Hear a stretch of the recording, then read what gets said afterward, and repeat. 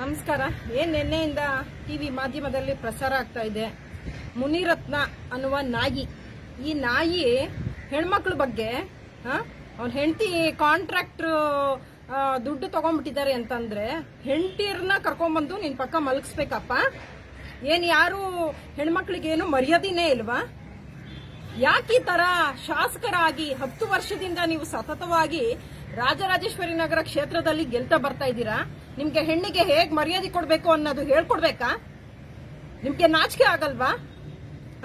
ದಲಿತರ ಹೊಲೆಯರು ಮಾದಿಗರು ಅಂತ ಮಾತಾಡ್ತಿರಲ್ಲ, ನಿಮ್ಗೆ ನಾಲ್ಗೆ ನಿಮ್ಗೆ ಬಿದ್ದೋಗುತ್ತೆ. ಖಂಡಿತವಾಗಿಯೂ ಒಬ್ಬ ಶಾಸಕನಾಗಿ ಇಂಥ ಪದ ಪ್ರಯೋಗ ಮಾಡ್ತಾ ಇದ್ದೀರಾ. ಬಿಜೆಪಿ ಸರ್ಕಾರದವರು ನಿಜವಾಗ್ಲೂ ಇವ್ರನ್ನ ಬಿಜೆಪಿಯಿಂದ ಧಿಕ್ಕಾರ ಮಾಡಬೇಕು. ಇಂಥವ್ರನ್ನ ಉಳಿಸ್ಕೋಬಾರ್ದು. ಯಾಕೆ ಅಂದ್ರೆ ಈ ಪಕ್ಷದಲ್ಲಿ ಯಾರೇ ಒಂದು ತಪ್ಪು ಮಾಡಿದ್ರು ಕೂಡ ಅದನ್ನ ಪರಿಶೀಲನೆ ಮಾಡಿ ಅದು ಸರಿನಾ ತಪ್ಪಾ ಅಂತ ಹೇಳಿ ನೀವೇ ನಿರ್ಧಾರ ಮಾಡಬೇಕು. ಬಿಜೆಪಿಯಲ್ಲಿ ಸಂಬಂಧಪಟ್ಟಿರೋ ಯಾರೇ ಇರ್ಬೋದು, ಅಶೋಕ್ ಅವರು ವಿಚಾರ ಮಾಡಿ ಏನ್ ಮಾತಾಡಿದ್ದಾರೆ ಅಂತ ಇವಾಗ 2 FIR ಆಗ್ತಾ ಇದೆ. ದಲಿತರ ಬಗ್ಗೆ ಹೀನಮಾನವಾಗಿ ಮಾತಾಡೋಂಥದ್ದು ಇದೆಯಲ್ಲ, ಅದು ನಿಜವಾಗ್ಲೂ ಖಂಡನೀಯ.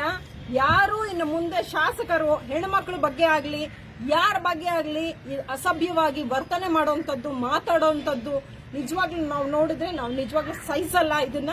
ಈ ವಿಚಾರವಾಗಿ ಎಲ್ಲ ಸಂಘಟನೆಯ ರಾಜ್ಯಾಧ್ಯಕ್ಷರುಗಳು, ದಲಿತ ಸಂಘಟನೆ ಒಂದೇ ಅಲ್ಲ, ಎಲ್ಲ ಸಂಘಟನೆಯ ರಾಜ್ಯಾಧ್ಯಕ್ಷರುಗಳು ಕೂಡ ಒಂದು ಬಂದನ್ನ ಮಾಡಬೇಕು.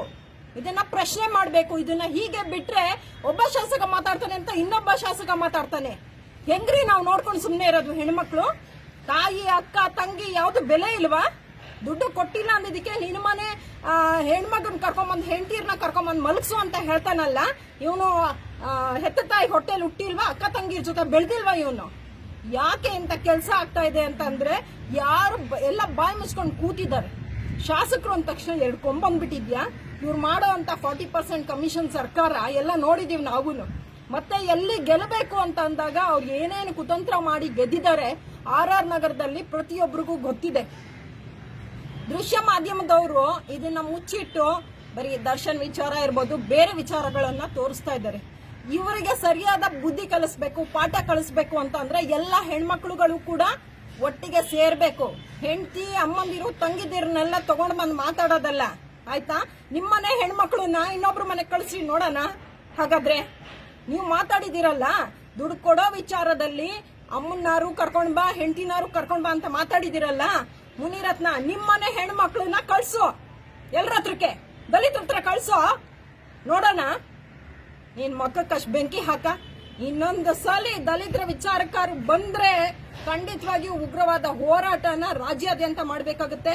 ಎಲ್ಲ ಆಂಧ್ರದಿಂದ ಬಂದು ನಿನಗೆ ಎಷ್ಟು ಸೊಕ್ಕು ಅಡಗಿದೆ. ನಿನಗೆ ಕೂಲಿಗೆ ಬಂದಂತವನು ಕನ್ನಡದ ಹೆಣ್ಮಕ್ಳು, ಗೌಡ್ರು ಹೆಣ್ಮಕ್ಳು ಬೇಕಾ ನಿನಗೆ? ಒಲೆಯರು ಮಾದಿಗರು ಅಂತ ಡಿವೈಡ್ ಮಾಡಿ ನೀನು ಮಾತಾಡ್ತೀಯಾ? ನೋಡು, ಇದೇ ಕೊನೆ ಸಲ. ನಿನ್ನ ಬುದ್ಧಿ ತಿಳ್ಕೊಳ್ಳಿಲ್ಲ ಅಂತಂದ್ರೆ ಸರಿಯಾದ ಪಾಠನ ಕಲಿಸ್ಬೇಕಾಗುತ್ತೆ. ನಮಸ್ಕಾರ ಎಲ್ಲ ಸ್ನೇಹಿತರಿಗೂ.